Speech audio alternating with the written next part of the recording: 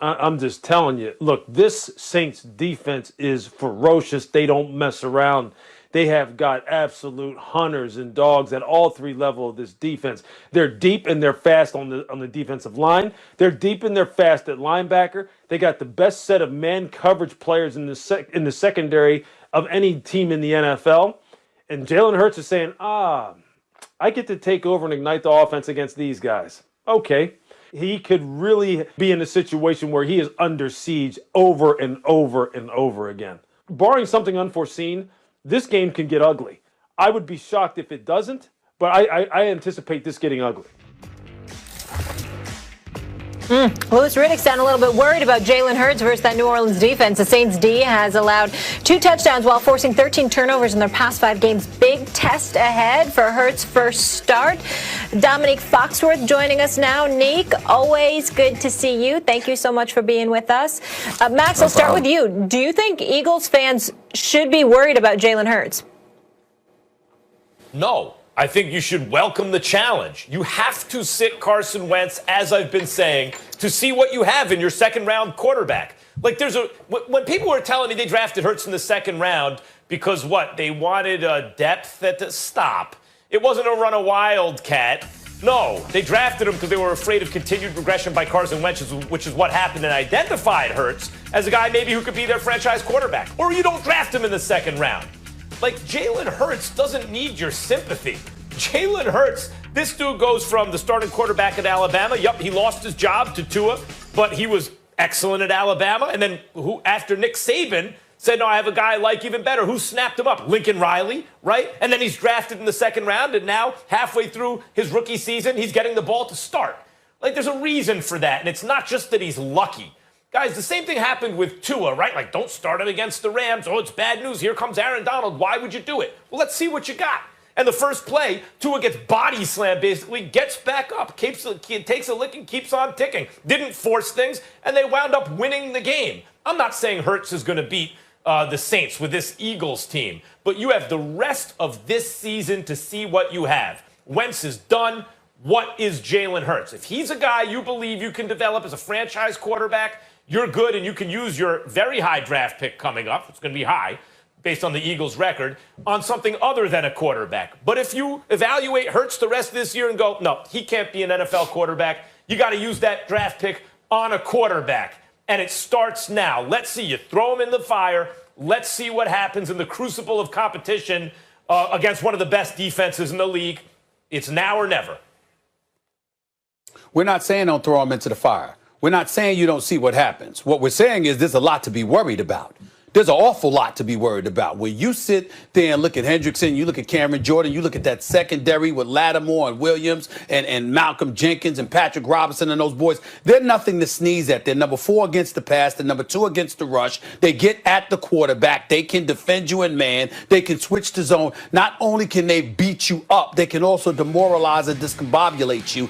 That's a reason to be concerned about a young quarterback from a psychological perspective. You still take the chance. That's what Miami did with Tua when they threw him in there against the Rams. We understand all of that, but the Miami situation is growing. The Eagles situation is regressing and disintegrating before our very eyes as it pertains to the coach, as it pertains to the GM, and everything else in between. I know this much when it comes to Doug Peterson. I had damn well better see Miles Sanders and Boston Scott running that damn football this weekend. I know that much. We better not ignore them and just have Jalen Hurts dropping back to pass and throwing the damn football all game long. Utilize your running game, excuse me, because they're pretty solid. That's what you need to do. My concern for Jalen Hurts is that in a game like this, particularly with the brilliance of a Sean Payton, they can really demoralize you to a point where it might take you a while to recover from it. That's my concern about Jalen Hurts. I know what a stud athlete he is, but in terms of passing the football, reading through your progressions, figuring out what to do throwing the football, am I a bit worried about him? You damn right. I anticipate a blowout here. I truly do. Yeah, He's a rookie, and you should be worried about all those things in rookies in their first starts, whether they're playing against one of the best defenses in the league or not. But the difference between the Dolphins situation and what's going on in Philly is the Dolphins were winning. They were playing well. Their head coach and their general manager seem to be on the same page. They seem to see the world the same way and think with the same brain. That's not what's happening in Philly. Philly is in a tailspin.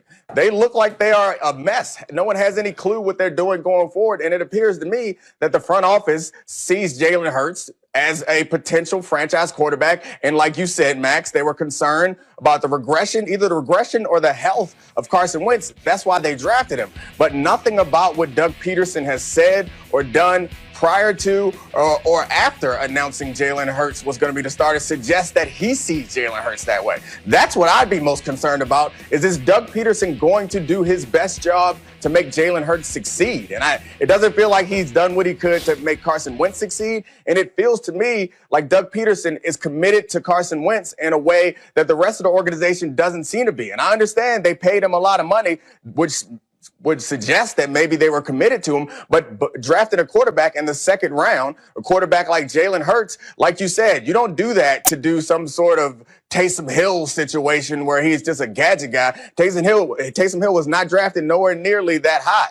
I don't even think Taysom Hill was drafted. I think he was undrafted free agent, but I'm sure somebody can correct me if I'm wrong. But the point is, the situation between Miami and Philly are very different, and that's what makes me worry for Jalen Hurts. It's less about his ability as a player, and he wasn't someone who I thought was going to be a franchise quarterback, but I'm more concerned about the organization around him, the team around him, and how committed they are to moving on this same path, because it's very different in Miami and Philly right now. Couple things. Tua was under much more pressure than Jalen Hurts because Miami was winning, and Fitzpatrick was playing well. And they benched him anyway and put in Tua. That's a lot to put on a young kid. And it was a gutsy move. It's different in Philadelphia. There's actually less pressure on Jalen Hurts because their hand was forced here. They had to take a look at the number 2 quarterback, whoever that was. But it's not just whoever that was in Jalen Hurts' case. This is a guy, not only did they use a second-round pick on him, but that pick was valuable because they needed receiving help. And instead of trading for DeAndre Hopkins or packaging that second-round pick and moving up and getting CeeDee Lamb, they said, nope, we like this guy. We think we see something here. So you've got to play him now and find out. And in terms of, look, they're going to lose. Guys, they're going to lose the game, right? We all know they're going to lose the game. The Saints may be the best team in the NFL right now. Certainly they look that way in the NFC, even if their schedule's been a little soft recently. The defense is playing great. The Eagles' offensive line is not nearly as bad as Carson Wentz has made them look. They win in pass blocking. Their win rate, I think, was like 12th in the league. Their run blocking was 4th in the league. It's not like, and so that's part of the reason why when Jalen Hurts gets the ball and doesn't hold it forever and make bad decisions, the offense starts working better. Let's see what we got in Jalen Hurts. Why be scared? But so, I mean, the first one is about pressure. Like, that feels like a straw man. No one's concerned about pressure being on Jalen Hurts or pressure being on Tua. I'm of the mind that pressure's fine. Pressure's good. You have to find out how your player deals with pressure at some point, be it pressure from blitz or pass rush or pressure from expectations. So the fact that there's more or less pressure is irrelevant to me. That's not what makes me worry about Jalen Hurts on Sunday. What makes me worry is that they do not have the players to support him right now, and they don't seem to have an organization that is in lockstep, that is working in the same direction. I'd much rather be Tua dropped into a situation, a high-pressure situation, on a team that is playing well and a team that seems like their general manager and Chris Greer is in concert with Flores. Like, it is the question. It's about why. It's about worrying about Jalen Hurts. No, that's the straw man. You think so? No, wait, that's the straw man, Dominique. No, so would you rather be Hurts? The real question is, would you rather be Hurts not getting a chance to start the rest of this year, or Hurts getting a chance to start the rest of this year? That's not the question. You're changing the question altogether. My point is that I am worried for Jalen Hurts this weekend for the reasons that I told you. I don't understand how you cannot be worried if I lay out all the context around him. That whole situation concerns me. Before you even get to Jalen Hurts' ability or Jalen Hurts' potential to be a starting quarterback, everything around him is in disarray. It looks like it's a mess. So, yes, I'm worried for him. Yes, Eagles fans should be worried for him and their team. That's very different. except he's had better success than the starter when he's been in. As I said, the offensive line is underrated. As Stephen A. pointed out, that's one of the reasons the running backs can get business done when they're used, when Peterson includes them in the game plan, which I think he will with Hurts.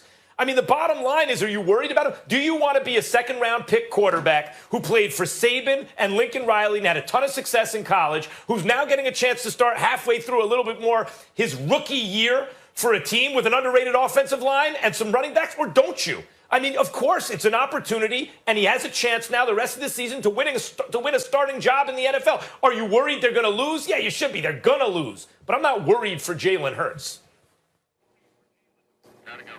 All right. Over the last 5 games, the Saints defense has allowed a total of 44